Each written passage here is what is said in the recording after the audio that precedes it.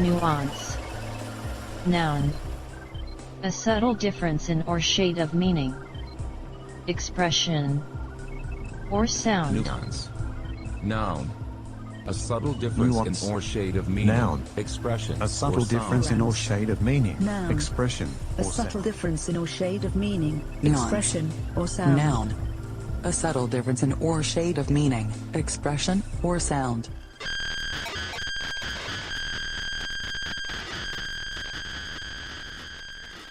The West Coast is hella nicer than the East Coast. I don't care what y'all say. Yeah.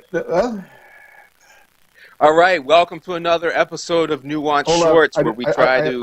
I hadn't started. Oh my recording yet. gosh! That's right. I was recording, so it's okay. Yeah, because that All changes right. your angle a little bit. Yeah, there you go. You look good. All right. Okay. No, you have to edit it again. Sorry.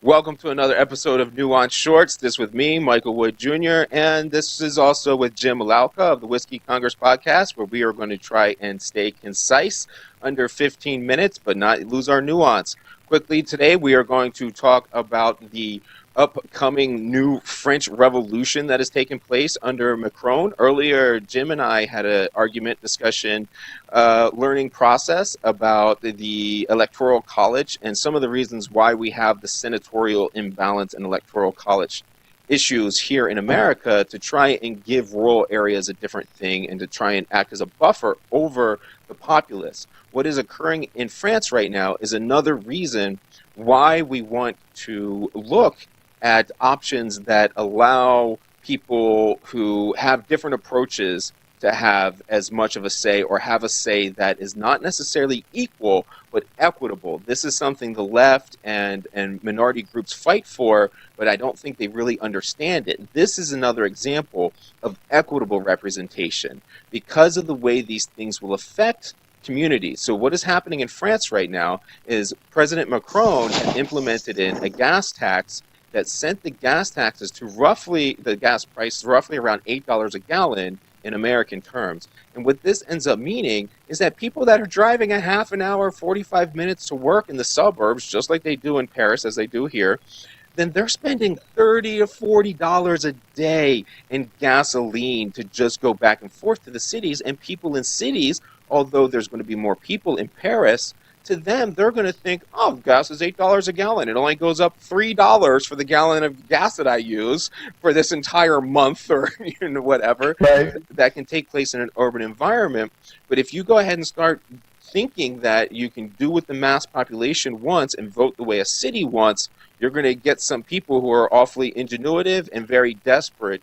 And now they are burning down Paris. And the latest news is that President Macron has gone and taken the the thing off the plate already.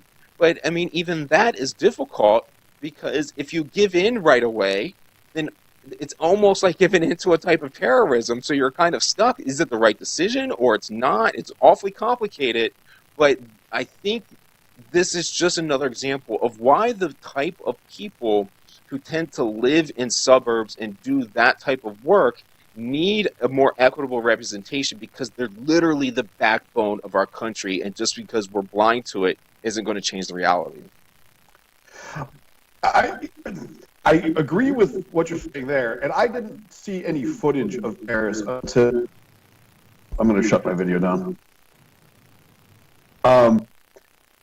So I'm going to, what's going on in Paris, I can't see the exact same thing happening in America just for logistical reasons.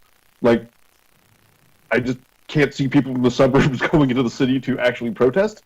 But the issue is real. I mean, you say $30, $40 a day, and that doesn't sound like that big of a deal, like $30, $40 doesn't, but you say that's per day. That's $200 a week. That's $800 a month.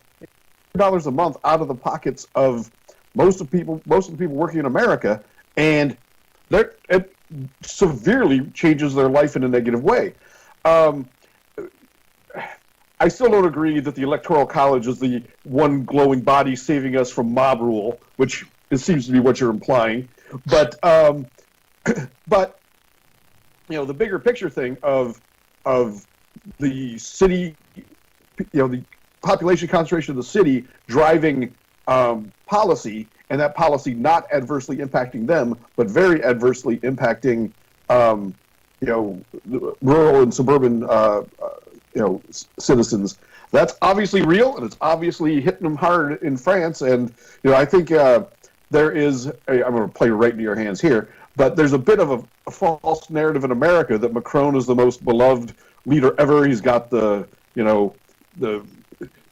he's bagged head with Trump a little bit, and generally come out, at least in the American media, looking much more presidential and much more polished.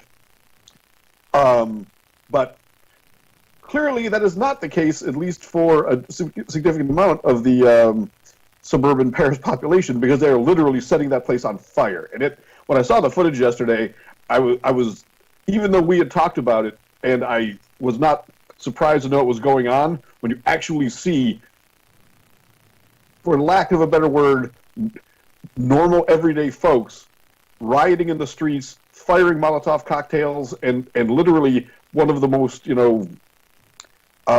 elitist and populous cities in Europe on fire. It's shocking. Yeah, and so I don't know why you don't think that can't happen here. I mean, look at Charlottesville. I mean, that was all over the nation. One reason why I dismissed the white nationalist kind of movement is I've been insistent that, yeah, man, that's all there were. They gathered in Charlottesville. That's it. Yeah, and they can't even afford to do it again. So I guess that proves your point. They can only afford to do it once.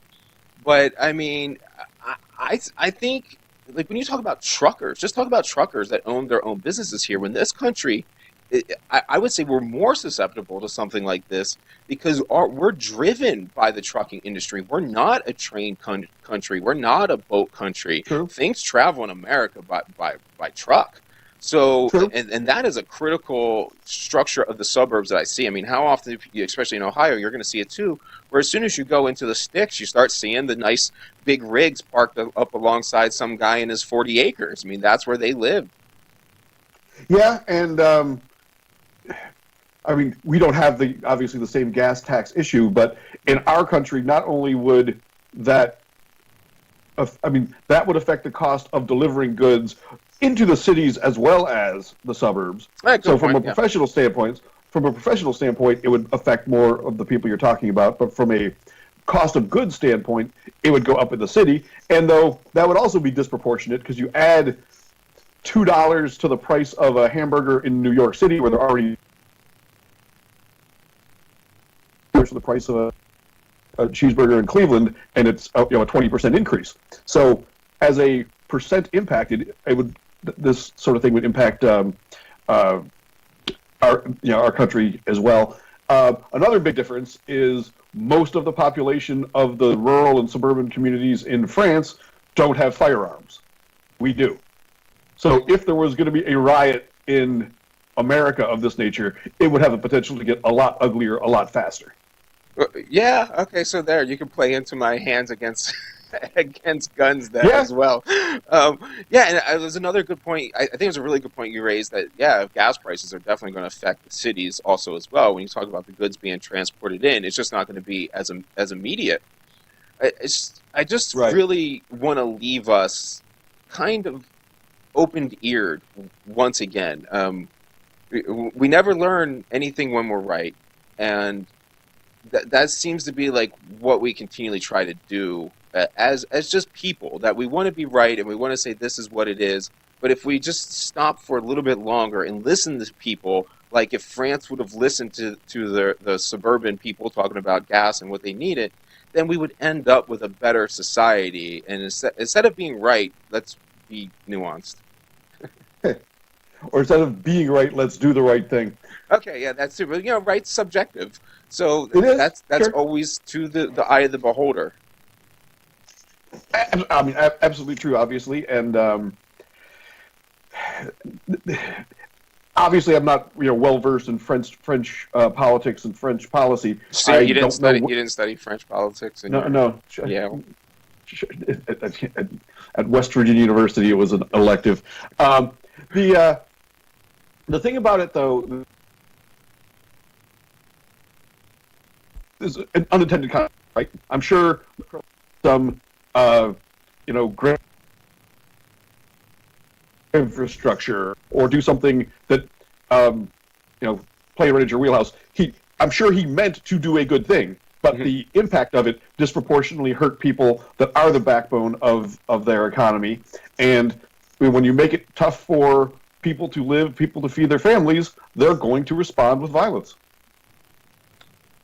Yeah, that now you got me thinking about the difference between violence and aggression again, that I wonder if that's violence or it's aggression. But I guess that's a topic for another day.